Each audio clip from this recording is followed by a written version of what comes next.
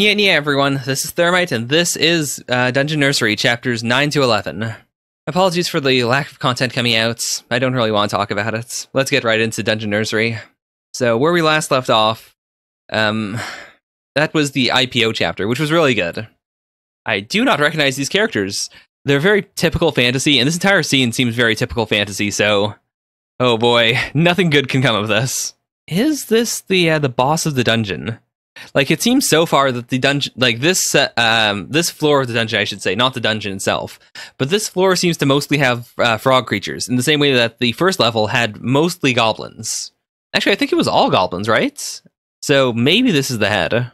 Oh no. Okay, squirm. Who's squirming over there? Oh, so I knew it was going to be one of the kids. Like, I figured it wouldn't be Takeshi if it was the squirm effect, but I forgot that the tadpole was there. I genuinely forgot about the tadpole. I wonder if she can understand Harpyco. Like, I assume the sound effect implies that she's just going pee pee pee pee pee pee. But like, this is the meaning of what she's trying to get across. Oh boy. Come on. Maybe she'll do a tiny bit of damage, perhaps? Ooh, this actually looks pretty cool. Okay, I get it now. Okay, so this is a reference to the, is it Samael? You know, the big fight in Evangelion with the eating. I didn't get it from this shot, but as a whole, and especially the line, she's eating it. Yeah, I get ya. Nope, did not do it. I like how they're not trying to protect themselves. It's more just, Harpyco can't bear to look at her. She's too ashamed, and so is the tadpole. Like, just, no, I'm sorry. Alright, this is about time for Takeshi to jump in. Yep, we've got it. Okay, so, yeah, I guess this isn't the boss of this level, then. A black demon and an angel. I didn't bring this up early on, but, like, I did notice that the title was Black Demon, or Angel and Demon. And I figured, okay, maybe she's gonna be the angel. But no, it makes more sense that Harpyco is the angel here. Right. Okay, The Elven Knights. I don't know if they're gonna let him join, because he's not an elf. None of them are elves. Like, of all the monsters they have, none of them are elves. And legendary weapons don't seem that useful, honestly.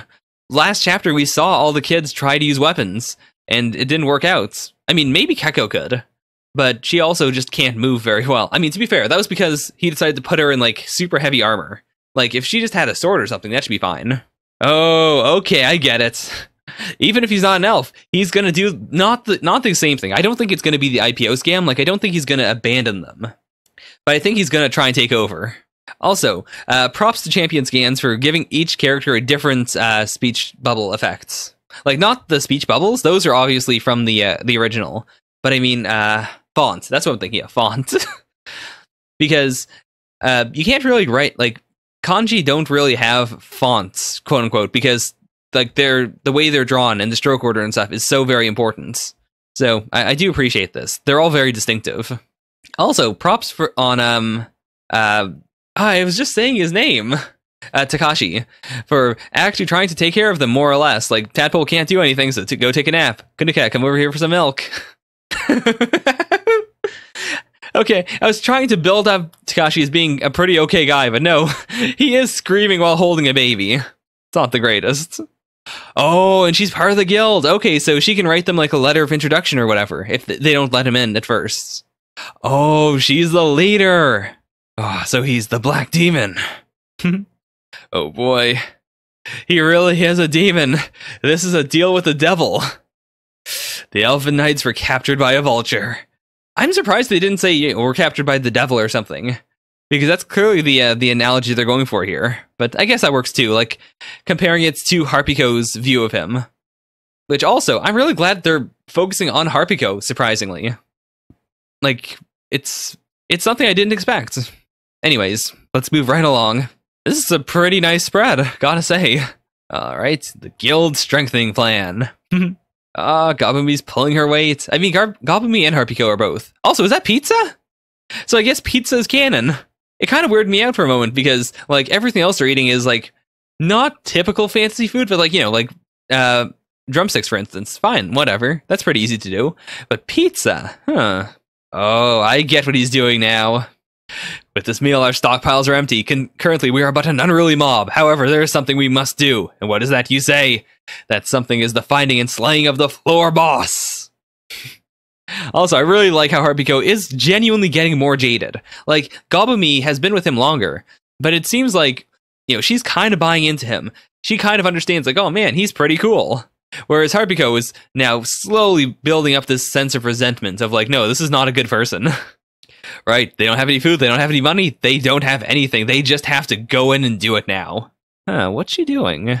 Kill to survive, take everything, invade the enemy, raise their villages to the ground. Drive them from this floor. Oh my gosh.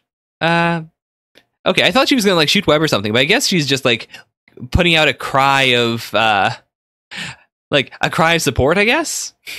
And then we've got Gobumi here joining in with the chant. We've got Keko here, just still in love. The noble elven knights are collapsing. I think she does genuinely not like Takumi at this point, but she is kind of helping in her own way. Like, the former boss could have like risen up and said, like, no, we're not doing this. This is okay. This is not okay. But because she's here to indulge in, like, she's giving the boss a way to vent, and so I think she's less likely to rise up. Oh no. What are these? They look kind of like orcs, kind of, I guess. Like, usually you think that orcs look more like goblins in most series, but I guess these could be orcs, sort of. Also, this is a great shot. Daddy Frog's like, "What? Nani? Gecko?" Oh no! Daddy's dead!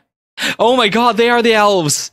Yeah, I saw the pointed ears, but I figured, oh, well, maybe they're like a different group, though, and then the elves will have to fight them. But no, those are the elves! They're just a biker gang now! What in the world? Also, I said that as just like a joke because I noticed the bike, but no, that is really a bike! So the series has bikes! Or like motorcycles! What in the world is happening? The guild leader learned how to turn her eyes from reality. This is actually kind of interesting because with the whole Gobumi Harpiko fight early on, where it was mostly just Takashi like smashing them into people, I thought at first that, okay, he's not teaching either of them the right things to do. But now I think that they both learned different lessons. Like, Gobumi learns that, oh, you can get stronger, but for now, Gobumi will have to be supports. Whereas Harpiko, I think, she learned the lesson I thought both of them learned, of like, oh no, fighting is wrong. Don't want to do this, don't want to fight, don't want to look at the horrible things that Takashi does. Give rights to monsters too! Non-violence! We won't submit to unjust violence! Oh no! They're tear-gassing them! This is not okay. I'm pretty sure this isn't okay. If you wish to speak of justice, you must first become the victor. And that's why. It wasn't just that, it's not just that he's becoming the big bad. He was doing it to draw out the floor boss because you can't just, like, run into him.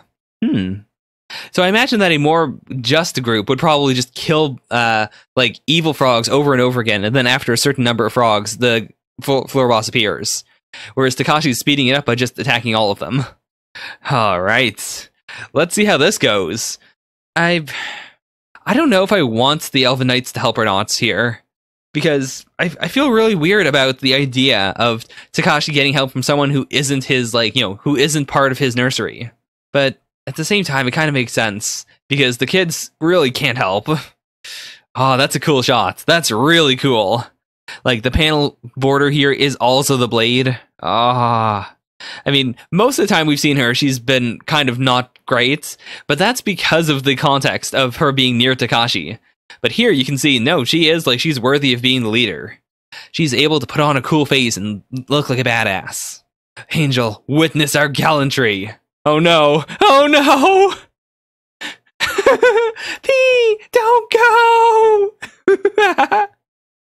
Oh no, oh no!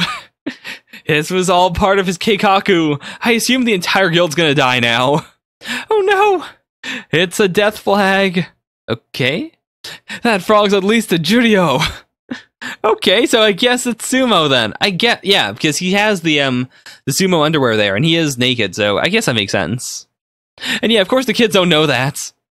That's really cool, actually. Like, if this is a fantasy world based on Japanese stuff, like, generally, then it might be, like Like, there's a lot of series that do stuff like that, where it's clearly a reference to something in the real world, but it's not a reference in the fictional world.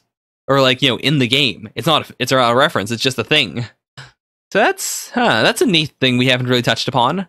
Like, it's possible that other things will show up in the series, or, like, there will be a riddle, for instance, that Takashi can solve, not because he knows about the context of the riddle in this world, but because he knows about it in his worlds. Oh, okay. Is he doing the, I keep forgetting what that's called, like the cat clap move, where, like, you clap really hard in front of someone's eyes in order to daze them. Oh, I guess not. They're going all in with the sumo theme, though. I assume he's gotta cheat, right? I don't think he's ever won a fight fairly. It's all been either cheating or just, like, underhanded fighting. Or just, not doing things the way they're supposed to be done. Salt. Oh, no. Alright, so you put in the salt, he's punching him, grabbing his hair, attacking your opponent's vitals. Oh no! Okay, this is also not what I was talking about before. Like, what I'm talking about is where you clap in front of their eyes, and, like, the sound of it and the sudden movement startles them. Whereas this is just, like, boxing the ears, I guess. Ah, okay. He wins! Demon! Of the 8 forbidden moves you can only withstand 4, you lack diligence. Okay. Oh, okay, Tadpole leveled up, I guess.